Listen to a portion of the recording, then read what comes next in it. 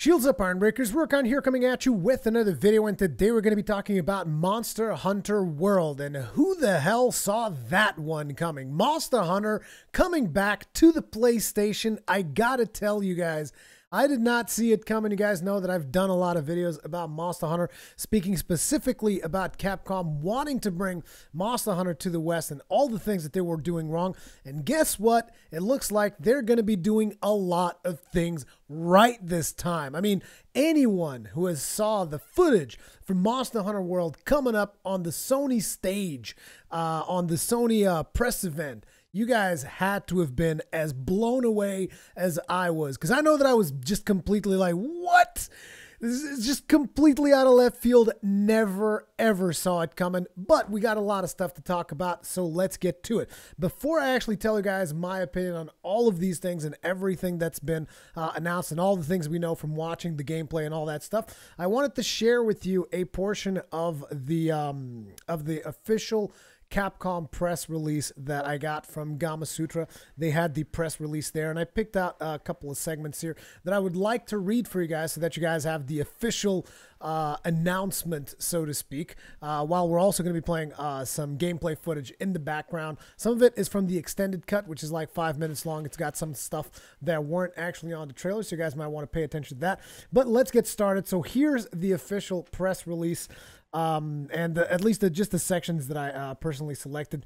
So, retaining the series' skill-based progression and robust crafting system, players gear up to venture on quests to seek and slay monsters, progressively improving their skills to become the ultimate hunter. Loot collected from fallen foes can be used to create new equipment and armor upgrades styled after the monsters they've slain, allowing hunters to survive the elements and defeat the tougher opponents that await them. So this first paragraph tells a couple of things, like you're still going to have the typical Monster Hunter crafting system. That is definitely going to be a thing. You're going to be crafting armor sets and weapons that kind of look like the monsters you have been slaying, which is a defining characteristic of the classic Monster Hunter experience.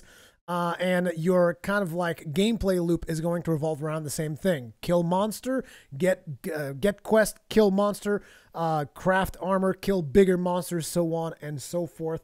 And I'm completely okay with that. It's just the gameplay that was originally shown in the Sony press conference might have people think that this was more of a kind of story-driven game, more of an open world, because they showed a lot of single-player footage, and that might lead people to think that the game is going in a different direction. That does not seem to be the case. Here's another paragraph from the press release.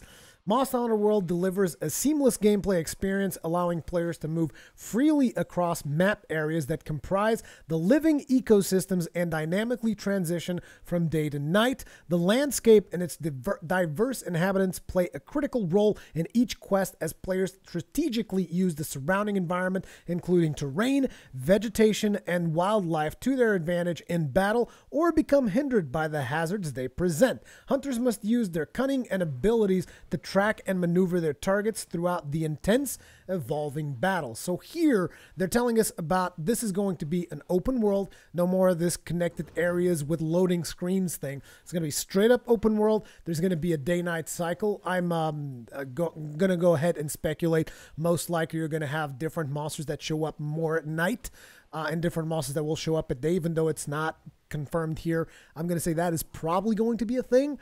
Living ecosystems, that means maybe some of the stuff that we've seen, like we've seen monsters kind of like attacking each other. We've seen this really big yellow lizard looking dude just straight up eating another monster. You also see the Rathalos attacking that new monster that we've seen that I can't really put a finger if it's been on a previous Monster Hunter or not. I couldn't identify it. The one that is a little bit T-Rex looking, but it's got like a weird nose structure. So maybe that's what they're talking about with the living ecosystem. You're also going to be able to use some kind of like firefly insects to guide you and highlight things for you, like gathering points, monster footprints, so that you'll be able to track your prey and so on and so forth. So, and then using the environment, we've seen a couple of sections where the player, the character in the gameplay is using things like he gets one of the monsters caught up in a couple of vines, then he gets that same monster, he drops a part of the scenery on him. Now, Now, could that be a trap that he assembled previously, or could that actually be a part of the scenery that he's able to interact with and get that to fall on top of the monster as a trap type of deal? We just don't know yet, but it is definitely these kinds of environmental hazards that they're talking about. Also using the terrain to your advantage, like having the high ground, being able to do jumping attacks, and then mounting the monster as well, because we've definitely seen some mounting gameplay on there, and you're able to take the monster down, just kind of like what you do now in Generations, and also Monster Hunter 4 Ultimate, which to me personally is a really satisfying mechanic. I like mounting the monsters, taking them down, and I know a lot of people think that's a noob thing, but let's not get too hung up on that. The wildlife thing also looking very interesting, because we've seen some characters use some of those little flying dudes. They almost look like Remobras, but they're actually like green because you're in the jungle terrain in this in the gameplay that they've shown so far, and they're actually using those as kind of like aerial transports. Particularly if you've seen the trailer, you've noticed the part where the main character kind of shoots up the flare that summons the other players, and they're coming in through these flying little lizard dudes, and they're just like using them as a transport, which is pretty cool. Also on the topic of maneuvering their targets through the intense evolving battle, there is a section where you see that the hunter is trying to kind of maneuver the monster into position for the monster to get attacked by the Rathalos. Now, could that be a random event, or was that actually a part of his plan? And there is another section where he's like running through a tree and the monster's just like chasing after him. It's a really exciting chase scene, actually. I'm not sure if you guys can tell, but I'm pretty hyped up about it. Anyway, here is another paragraph that is going to put a couple of those single player only fears to rest. Again, this paragraph straight from the press release. With flexible online multiplayer options and an accessible quest structure, players can tackle challenges alone or join up to 3 other hunters online for cooperative play. For the first time in the Monster Hunter series, players from Japan and the West can play together online, providing an expanded base of cooperative hunting companions. With the new online drop-in functionality, solo players can hail for assistance from the worldwide group during quests when their opponents are too daunting to take on single-handedly. Now, there is a particular reason why I think they're bringing in players from Japan, but before we address that, let's talk about, there's going to be obviously online multiplayer. I mean, let's face it, Monster Hunter, you know, a typical actual Monster Hunter entry is not, I would not consider it to be Monster Hunter if it was single player. Like, a big portion of this game has always been the multiplayer, hunting monsters down with your friends. That is the promise, that is the dream, and they're definitely doing it here. Now, one of the weird things is going to be the fact that, I'm not sure if you guys are aware, but this game is going to come out on PlayStation 4, Xbox One, and the PC. So you're talking about separating the Monster Hunter community, which essentially has always been on the same platform, at least for each title. Like, you've had 3 Ultimate on the Wii U and the 3DS, but essentially they can like interact together. You have 4 Ultimate on the 3DS. You have Generation on the 3DS. You have Double Cross, which is only available in Japan right now, also only on the 3DS, and all the previous entries as well. They've mostly always been focused on one platform. So now you're going to have the community split through 3 platforms. That is why they're using the worldwide community to ensure that you're always going to have players to play with you, I think. I'm not entirely sure. I would love to be blown away even further by Capcom if they were able to implement cross-play across Xbox, PC, and PlayStation 4, because that would be some groundbreaking stuff that we haven't seen pretty much since Rocket League.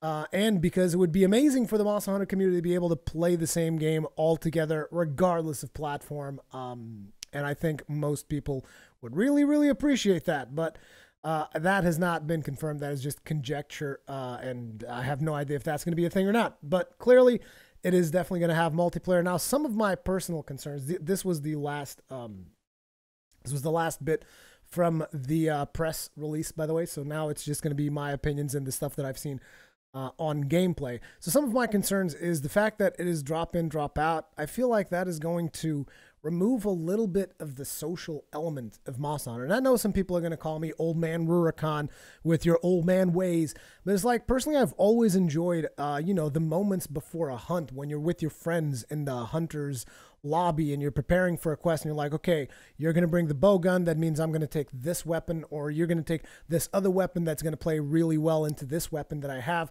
And we're going to plan this out, and you're going to bring this trap. I will bring this other thing that's going to complement, you know, the whole aspect of preparing the hunt, eating the meal before you go out on the hunt. You know, that whole thing has always been something that I really appreciate. So I hope, even though this is drop in, drop out, I hope those things aren't lost. Those little magical moments in your Monster Hunter experience, where you're just like gathering up with friends on the Hunters Guild Hall and you're all just like eating and drinking and it's good times.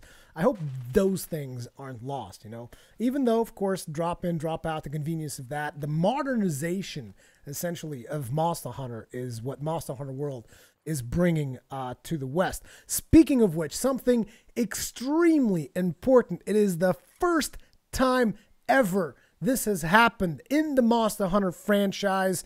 We are going to have a global release, global simultaneous release for PlayStation 4 and Xbox One.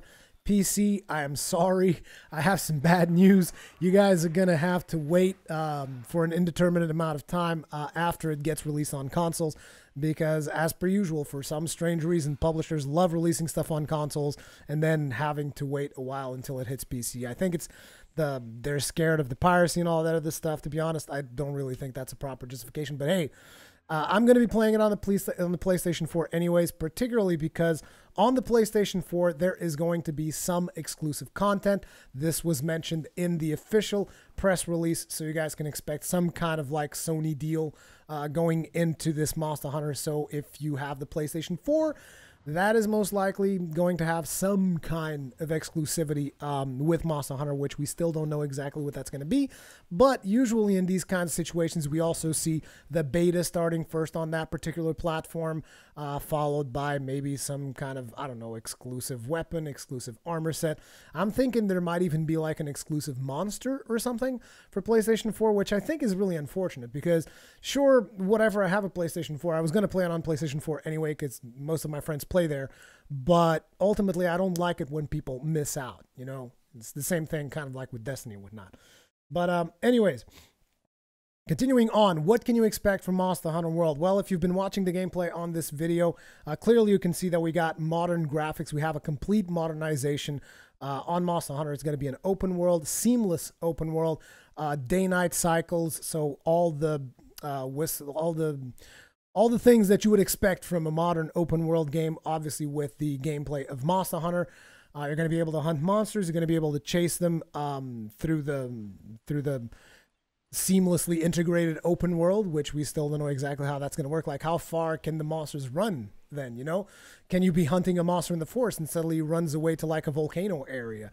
Like, that could be pretty hard for you to follow up with that. But that could also lead to some interesting encounters, you know? If like you're actually chasing this monster down, and instead of the monster being limited to this one small area. I mean, even though it's got multiple, you know, the current maps of Monster Hunter, like the monster is limited to the volcano map. You can't leave that volcano area. Now imagine if you actually start fighting a Rathalos in the jungle portion of the map and the fight progresses to the point where you finish that fight in the actual volcano area. That seems like an interesting thing. So again, it's like the possibilities are limitless. So I've already mentioned modern graphics, seamless open world, drop in, drop out. One of the things that is clearly featured in this particular gameplay is that the main character has a crossbow attached to his arm. Now, could this be because of the weapon that he has equipped, or could this be just like a tool that all hunters are going to have? I'm leaning more towards it being a tool that the hunters are going to have, and it's going to kind of replace the thing where, you know, your hunters would like throw the paintballs, your hunters would throw the dung bombs, you would throw everything by hand. And I kind of feel that this little arm crossbow thing that he's got going there is going to replace you throwing it by you actually using the crossbow, because it's going to be a little bit more realistic. It's going to make a little bit more sense. And I'm assuming you're going to be able to put like consumables in there, like we've said, the paintball, maybe some dung bombs. You're going to be able to, you know, put stuff in there that you then shoot out, and it's going to be maybe a little bit more accurate. You're going to be able to do it with a little bit more ease. That is what I would expect. On top of that, this little arm crossbow also shoots out a grappling hook that we see the main character use to great effect, particularly to activate some kind of environmental hazard that when he drops it on top of the monster that he is fighting. And also he uses it to actually navigate the terrain and at some point to mount the monster as well. As you are getting knocked back, he's able to use the grappling hook to quickly recover and then shoots the grappling hook onto the monster to mount him yet again. So the grappling hook, really cool. And in case you guys are suspicious and stuff, Capcom has experience with grappling hooks from previous titles they've worked in. So grappling hooks are going to work just fine. It's not going to be a problem. Trust me with that. You're also able to use the environment to navigate almost like Tarzan, grabbing onto vines and stuff. We've seen the main character do that. The Firefly guides that I mentioned earlier, they show you like a path when you're trying to navigate like that. And that little arm crossbow is also used to fire the flare, which enables you to summon other players, because whenever you want the assistance of other players, essentially your character is able to shoot up a flare. I'm assuming that is going to require you to craft something. Like maybe you will have to craft the flare from materials that you will have to forage through the world. And then you can summon other players to assist you in a specific hunt that you happen to be doing. How that is going to work, we don't have like specific details. We know it's going to be drop in, drop out, but are the players able to stay and help you out for as long as you want after you finish the quest?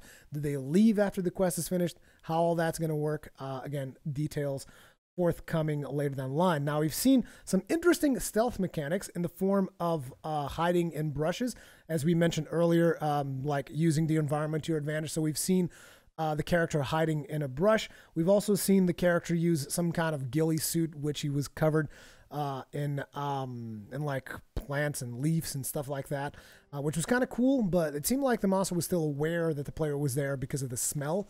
So I'm not sure if you're going to be able to mask your scent as well, depending on how good a monster's nose actually is. So that, again, interesting new mechanics with the stealth stuff. I already mentioned environmental traps, the Firefly guides. We've seen monsters fight among themselves, which is an interesting thing. Usually in previous Monster Hunter entries, when you're hunting multiple monsters, they're both kind of like allied against you, even though I think they can hurt each other. Like if a Rathalos throws a fireball and there's something else in the way, that something else is probably going to get damaged, but they're not actively fighting each other. They're actively seeking out the players and fighting them. Whereas there, we clearly saw the Rathalos attack the other monster, and that was pretty cool. Maybe that's something you can use for your advantage. We'll see how that plays out. Using smaller monsters as transport, I'll also mention that. And then finally, one of the things that I saw in that trailer that concerned me a little bit was when you see the character actually swimming in water. Like, I'm all for swimming through water. Like, that's pretty cool. What I'm not for is water battles. I am not looking forward to Monster Hunter Tries and 3 Ultimates water battles. Those things, in my opinion, were not that much fun. Now, maybe you guys enjoyed them more than I did. Personally, I did not care for that kind of stuff, but we will see if that is something that comes to this Monster Hunter or not. That is all I really had to talk about at this point in regards to Monster Hunter World. I am super excited that this is coming to the PlayStation 4. I'm going to be covering this thing top to bottom. As a matter of fact, I'm going to stay up late today because there should be some new gameplay footage on the PlayStation live stream. I'm going to be watching that, and if anything new comes up, I'll be sure to put up another video, let you guys know about it. Thank you very much for watching. Remember, if you're new here, subscribe so that you're always notified whenever I put up a new video. Thank you very much, and I'll see you guys in the next one. And remember, don't burn your raw meat.